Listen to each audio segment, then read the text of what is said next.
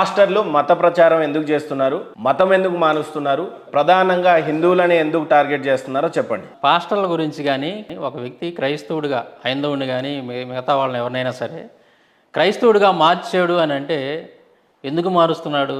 అతను ఏదో బ్రతుకు తెరువు కోసం లేదు ఇంకోటి ఏదో తన స్వార్థం కోసం మారుస్తున్నాడు అని చెప్పి మీరు అన్నారు ఇందాక. దశమ భాగం లేకుండా ఏ పాస్టర్ అయినా ఆయన చర్చిని నడిపిస్తున్నాడు సార్. అది మీరు అంటున్నారు కదా, ప్రధానంగా 10వ వంతు ఇవ్వకపోతే బెదిరిస్తున్నారు లీగల్ గా. చెప్తున్నాను 10వ వంతు దశమ భాగం ఇవ్వకపోతే మీరు చూస్తారు, మీరు చెప్పేది నిజాలు కాదు అంటారు. మీరు చెప్పేది నిజాలు కాదు అంటే మీరు లెక్క ప్రకారంగా మీరు చెప్పేది నిజాలు కాదు. కల్వరి ప్రవీణ్, కల్వరి సతీష్, చెప్తున్నాను బ్రదర్ అనిల్, లేకపోతే ఆయన చెన్నైలో ఉంటాడు ఒక అతను, జీసస్ కాల్స్ మినిస్ట్రీ అతను పాల్ దినకరన్, ఇప్పుడు ఏదో దినకరన్ ఉన్నారు. వీళ్ళంతా అఫీషియల్గా 10% దశమ భాగం అడిగి మత ప్రచారం చేస్తూ వాళ్ళ జీవన ఆధారం పొందడానికి మాత్రమే మత మార్పిడి చేస్తున్నారని నేను ఆరోపిస్తున్నా. మీరేమంటారు? మీరు చెప్పే తప్పు కరెక్ట్ కాదు. క్రైస్తవులు ఒక వ్యక్తిని క్రైస్తవుడికి ఎందుకు మారుస్తారంటే దానికి ఆధారం నేను చెప్తున్నాను. అంటే మీరు చెప్పిందే కనుక నిజమైతే ఇప్పుడు నేను చెప్పేది కూడా అది ఎందుకనేది మీరే చెప్పాలి. జాన్ అలెన్ చౌ అనేటువంటి ఒక మిషనరీ, ఇతను అమెరికన్ ఇవాంజలికల్ క్రిస్టియన్ మిషనరీ. ఇతను జాన్ వినండి వినండి అతను మిషనరీ, పాస్టర్ కాదు ఆయన. అతను ఏ పాల్ అని కాదు, మళ్ళీ వాళ్ళందరూ వాళ్ళ పేర్లు మీరు ప్రస్తావించారు, వాళ్ళ పేర్లు మీరు ప్రస్తావించారు. నేను చెప్తా వాటికి కూడా ఆన్సర్. ముందు ఇది వినండి, ఇది చెప్పనివ్వట్లేదు. ఆయన ఎవరు, ఆయన ప్రొఫెషన్ చెప్పండి. ఈయన క్రైస్తవ మిషనరీకి చెప్తున్నా ఆయనండి, మిషనరీ ఆయన. అయితే ఆయన ఏం చేశాడు ఆయన అంటే మన సెంటినరీ తెగలు ఉంటాయి కదా అండమాన్ నికోబార్ దీవుల్లో ఉన్నటువంటి ప్రజలు, వాళ్ళకి అసలు ఏమీ తెలియదు, నాగరికతనే ఉండదు, ఒంటి మీద బట్టలు కూడా ఉండవు. అయితే వాళ్ళకి దేవుని గురించి చెప్పాలి అనేటువంటి భారంతో ఇతను ఏం చేశాడంటే వాళ్ళ దగ్గరికి వెళ్ళాడు. ఎప్పుడు జరిగింది ఇది? రీసెంట్గానే 2018 నవంబర్ 17వ తారీఖున జరిగిన సంఘటన నేను చెప్తున్నాను. ఎప్పుడు? 2018 నవంబర్ 17.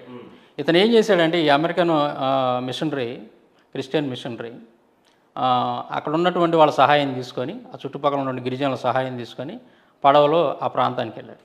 అయితే అక్కడ ఉన్నటువంటి వాళ్ళు ఏం చేశారంటే మేము అక్కడ దాకా రాము, మాకు భయం, మేము వెళ్ళిపోతామని చెప్తే ఇంక ఈయన ఒక్కడే ఒంటరిగా వెళ్ళాడు.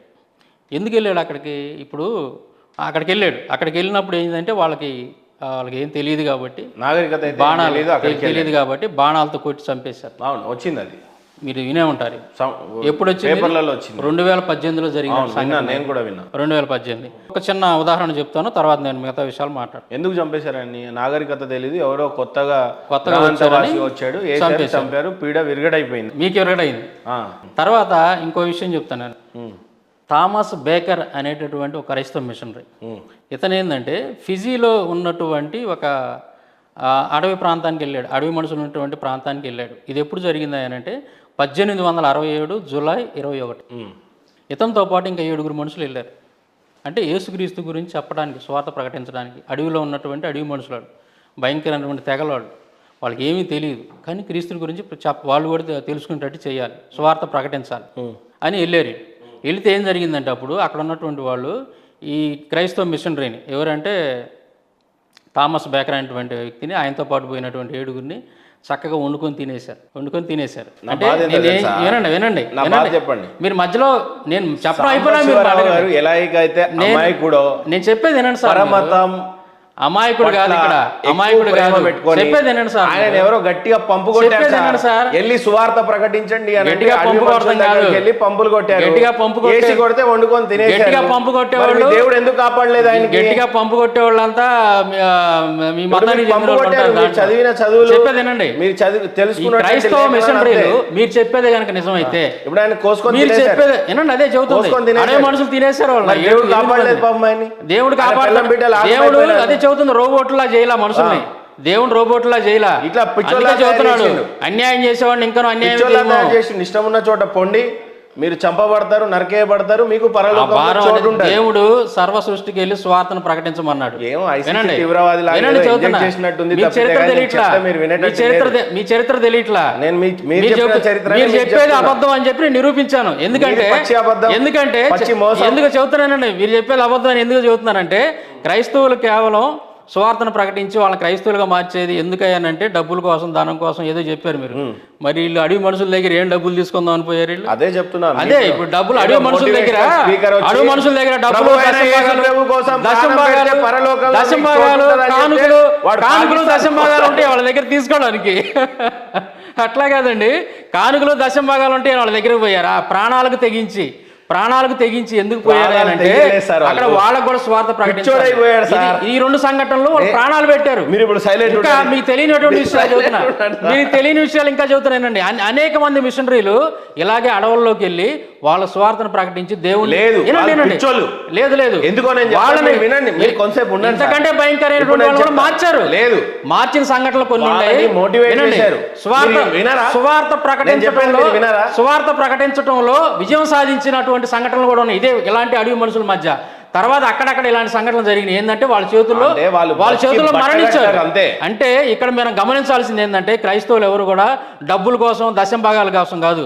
వాళ్ళకి దేవుడు చెప్పాడు సర్వ సృష్టికి స్వార్థను ప్రకటించమని చెప్పాడు.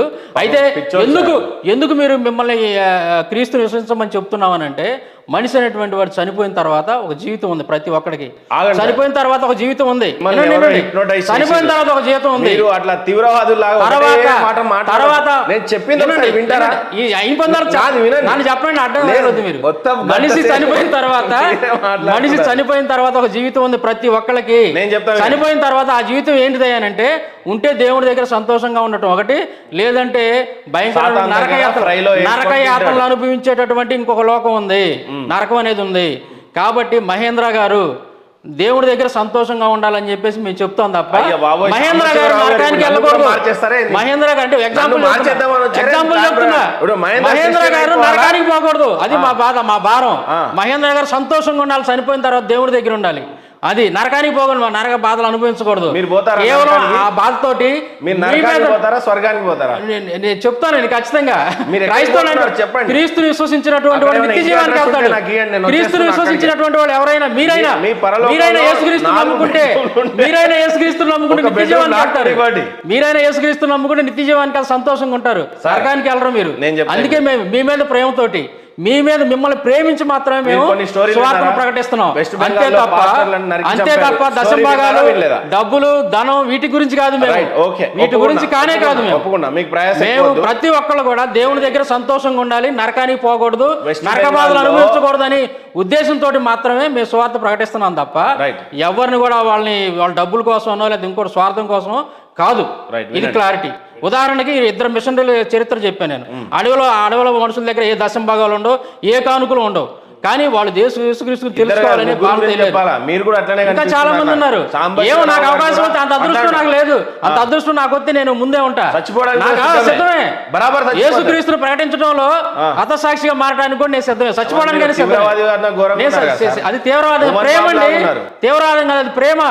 మీలాంటి సహోదరులు, మీ 5వ సహోదరుల మీద ఉన్నటువంటి ప్రేమ మాకు, మహేంద్ర గారి మీద నాకు ఉన్నటువంటి ప్రేమ అది అంత తీవ్రవాదం కాదు సార్, ప్రేమ సార్. అది దేవుని కోసం ప్రాణం పెడితే అవమానం పొందుదుడు అన్నారు కానీ ప్రాణం పెట్టండి అని చెప్పలేదు. ప్రాణం పెట్టలే, ప్రాణం పెట్టిన వాడు బైబిల్లో చెప్పండి. వాళ్ళకు కూడా మా కనపడలే, మీరు చూపండి. అరే మళ్ళీ అదే అంటారు. ఉంది సార్, చూపండి. ఉంది, చూపండి. నా కోసం ప్రాణం పెట్టు అని అనలే. మరి అన్నారని మీరు అంటున్నారు కదా. ఇప్పుడు మీరు హతసాక్షి ఎందుకు సిద్ధపడ్డారు? అవును, దేవుని గురించి, దేవుని మీ మీద ప్రేమతోటి, మీరు దేవుని దగ్గర సంతోషంగా ఉండాలని మీ మీద ప్రేమతోటి ఉంటే పంపిస్తానే ఒకవేళ.